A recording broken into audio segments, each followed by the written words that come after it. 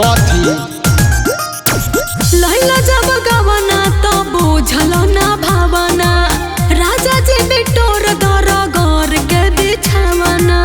होत बर्दाश्त नइखे बड़ी बा आकाजी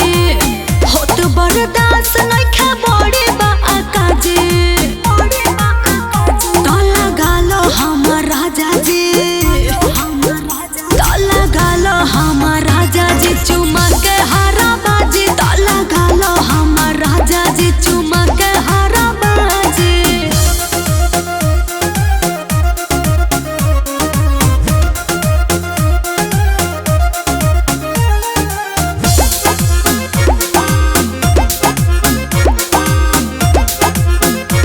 सैया देत हम पागल बानी फिल्म में चिरदाना नोह से आघूस जाना दिल में राजा हो सासे बन हो जाई हमार सैया देत हम पागल बानी फिल्म में चिरदाना नोह से आघूस जाना दिल में तोहरे ही धन हो ना केहू बाट साजी तोहरे ही धन हो ना केहू बाट साजी